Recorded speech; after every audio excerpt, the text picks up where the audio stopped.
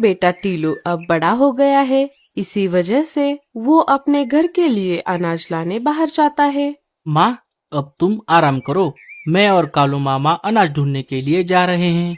जंगल के आसपास कहीं पर भी अनाज के खेत नहीं है, इसीलिए हम थोड़ा दूर जा रहे हैं। मुझे आने में देर हो जाएगी माँ।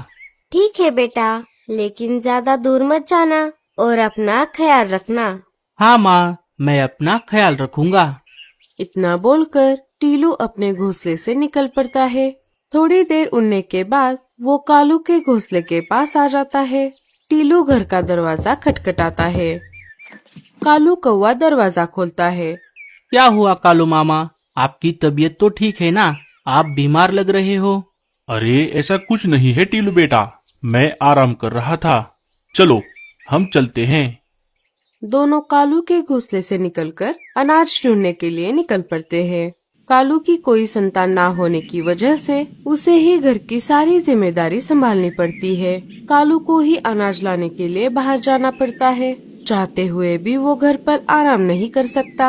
अगर वो अनाज लाने के लिए बाहर नहीं गया तो वो और उसकी पत्नी भूखे मर जाएंगे। उड़ते उड़ते वो थोड़ा दूर आ जाते हैं। तभी टीलू कालू से कहता है, कालू मामा, वो देखिए कितनी अच्छी फसल है और यहाँ पर कोई इंसान भी नहीं दिख रहा। चलिए हम यहीं से कुछ अनाज ले लेते हैं। हाँ हाँ, चलो चलो। दोनों नीचे आ जाते हैं और थोड़ा अनाज खा लेते हैं। अनाज इकट्ठा करने के बाद वो वापस घर की तरफ निकल पड़ते हैं। दोनों बहुत थक गए थे। टीलू बेटा, मैं बहुत थक गया हूँ। क्या हम थोड़ी देर के लिए कहीं पर रुक सकते हैं?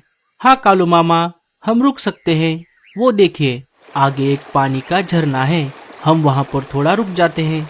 थोड़ा पानी भी पी लेंगे और आराम भी करेंगे।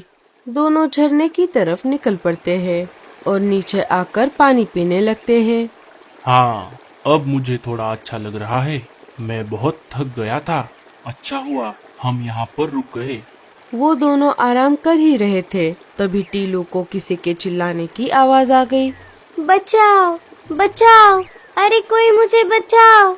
मुझे इस पिंजरे से कोई बाहर निकालो, मुझे मेरी माँ के पास जाना है। अरे कालू मामा, क्या आपने वो आवाज सुनी? लगता है कोई मुसीबत में है। चलिए हम चलकर देखते हैं। हाँ हाँ, चलो चलो। दोनों आवाज की दिशा की तरफ निकल पड़ते हैं। जैसे जैसे वो आगे बढ़ रहे थे, आवाज तेज होती जा रही थी। बचाओ बचाओ, अरे कोई मुझे बचाओ। दोनों आवाज की दिशा में आगे बढ़ रहे थे, तभी कालू को एक इंसानी घर दिख गया। अरे वो देखो टीलू, ये आवाज उस घर के बाहर से आ रही है। हाँ कालू मामा, वो देखिए उस घर के बाहर एक पिंजरा है, उसमें एक चिड़िया बंद है। वही आवाज लगा रही है। शायद घर के मालिक ने चिड़िया को उस पिंजरे में बंद करके रखा है। बेचारी चिड़िया, अब वो बाहर नहीं आ सकती। अरे ऐसे कैसे नहीं आ सकती, हम निकालेंगे उसे बाहर। चलो उस पिंजरे के पास चलते हैं। दोनों पिंजरे के पास आ गए।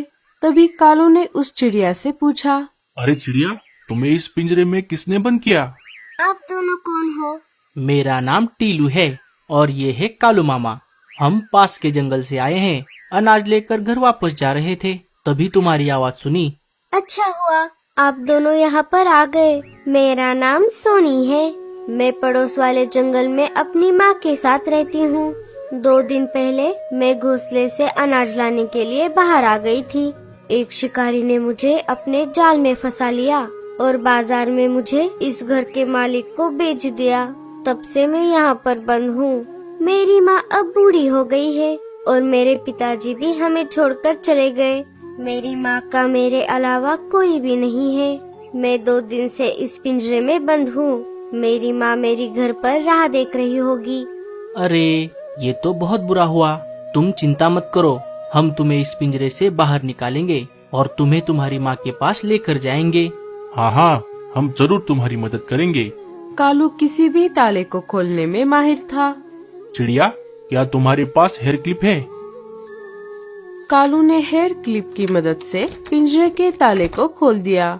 सोनी चिड़िया बाहर आ जाती है। आप दोनों का बहुत बहुत शुक्रिया। अगर आज आप यहाँ पर नहीं आते तो मेरी माँ का क्या होता? कोई बात नहीं चिड़िया, अब चलो हम तुम्हें तुम्हारे घर के पास लेकर चलते हैं। हाँ हाँ, जल्दी चलो, इस घर का मालिक बहुत खड़ूस है। जब से उसने इस पिंजरे में मुझे कैद किया है, तब से उसने मुझे दाना पानी भी नहीं दिया। मुझे बहुत भूख लगी है और प्यास भी। ये तो बहुत बुरी बात है। हमें इस घर के मालिक को सबक सिखाना होगा। अरे कालू मामा, हम उसे बाद में सबक सिखाएंगे। अब हमें यहाँ से चलना चाहिए, नहीं तो इस घर का मालिक बाहर आ जाएगा। हाँ हाँ, चलो चलो। सोनी, टीलू और कालू तीनों वहाँ से निकल पड़ते हैं। रात हो गई थी, सब तरफ अंधेरा था, लेकिन चांद की रोशनी में थोड़ा थोड़ा उजाला था। सोनी चिड़िया आगे उड़ रही थी और वो दोनों उसके पीछे पीछे जा रहे थे। थोड़ी देर बाद सोनी चिड़िया एक पेड़ पर आकर रुक गई। उस पेड़ पर एक बहुत प्यारा घोंसला था। अरे चिड़िया, क्या ये है तुम्हारा घर?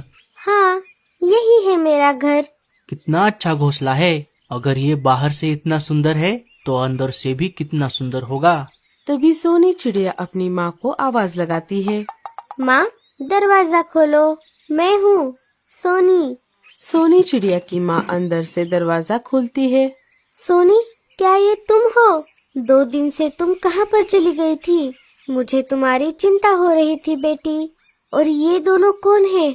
तुम ठीक तो हो ना? माँ, मैं सब बताती हूँ, पहले मुझे अंदर तो आने दो। तीनों अंदर आ जाते हैं। सोनी अपनी माँ को सारी बात बताती है। माँ, इन दोनों ने मेरी जान बचाई। आपका बहुत बहुत शुक्रिया। आप दोनों की वजह से मुझे मेरी बेटी वापस मिल गई। अगर आप उसकी मदद नहीं करते तो हम कभी नहीं मिल पाते। मैं तो उसकी राह देखते देखते मर ही जाती। आप ऐसा मत बोलिए माँ जी। शायद ऊपर वाले को ये सब मंजूर नहीं था, इसीलिए उसने हमें सोनी चिड़िया की मदद करने के लिए भेजा। चलो अब हम चलते हैं। रात भी काफी हो गई है। मेरी बीवी घर पर अकेली है और इसकी माँ भी आपके ही जैसे इसकी राह देख रही होगी। आप दोनों का फिर से एक बार बहुत बहुत शुक्रिया। मैं आपका ये एहसान कभी भी नहीं भूलूंगी। चलो अब हम चलते हैं। कालू मामा, क्या हम इन्हें हमारे साथ लाया हुआ थोड़ा अनाज दे दें? ये दोनों 2 दिन से भूखी हैं। हाँ हाँ, क्यों नहीं, दे दो। दोनों थोड़ा थोड़ा अनाज उन दोनों माँ बेटी को दे देते हैं और अपनी घर की तरफ निकल पड़ते हैं। दोनों अपनी घर की तरफ जा रहे थे, तभी टीलू ने कालू से कहा। मुझे उस चिड़िया की मदद करके बहुत अच्छा लगा कालू मामा। हाँ टीलू बेटा, मुझे भी। लेकिन मुझे एक बात बताओ, तुम उस सोनी चिड़िया को देखकर इतना शर्मा क्यों रहे थे? क्या वो तुम्हें पसंद है? अगर हाँ, तो अभी वापस चलते हैं और तुम्हारी शादी की बात करते हैं। वो चिड़िया बहुत सुंदर है, उसकी माँ शादी के लिए मना नहीं करेगी। मैं बात करूँगा सोनी चिड़िया की माँ से। कालू की ये बात सुनकर टीलू और भी ज्यादा शर्माने लगता है और कालू कौवे से कहता है। नहीं नहीं, ऐसा कुछ नहीं है कालू मामा। आप क्यों मेरी फिरकी ले रहे हो? मैं सब समझता हूँ टीलू बेटा। मैं तुम्हें बचपन से जानता हूँ। यूं ही मेरे बाल सफेद नहीं हुए। जब से तुमने सोनी चिड़िया को देखा है, तुम्हारे गाल शर्म के मारे लाल हो गए हैं। और इसमें शर्माने की कोई बात नहीं है। अब तुम शादी करने की उम्र के हो गए हो, तो ये सब होना आम बात है। दोनों बोलते बोलते अपने बस्ती में आ जाते हैं। चलो टीलू बेटा, अब मैं अपने घर जाता हूँ। तुम भी यहाँ से अपने घर जाओ। लाडो तुम्हारी राह देख रही होगी। रात भी काफी हो गई है। गोरी मेरा घर पर इंतजार कर रही होगी। ठीक है कालू मामा, मैं यहाँ से चला जाऊंगा। कल मिलते हैं। अरे हाँ टीलू, मुझे याद है, कल मैं लाडो से तुम्हारी शादी के बारे में बात करूँगा। अब बस भी कीजिए ना कालू मामा, आप क्यों मेरी टांग खींच रहे हो? अच्छा बाबा, ठीक है, अब जाओ, कल मिलते हैं। दोनों अपने अपने घर चले जाते हैं। टीलू अपने घर के पास आ जाता है और घर का दरवाजा खटखटाता है। माँ, ओ माँ, दरवाजा खोलो, मैं आ गया। लाडो दरवाजा खोल देती है। अरे टीलू, तुम्हें इतनी ज्यादा देर क्यों लगी बेटा? काफी रात हो गई है, अंदर आ जाओ, बाहर बहुत ठंड है। टीलू अंदर आ जाता है। माँ, ये लो, मैं बहुत सारा अनाज लेकर आया हूँ। ये अनाज हमें हफ्ते भर तक जाएगा। ये तुमने बहुत अच्छा किया टीलू, लेकिन तुमने अभी तक नहीं बताया तुम्हें आने में इतनी देर क्यों लगी। टीलू अपनी माँ को सारी बात बताता है। तुमने बहुत अच्छा किया टीलू, तुमने एक साथ 2 जिंदगियां बचाई। एक तो सोनी चिड़िया की और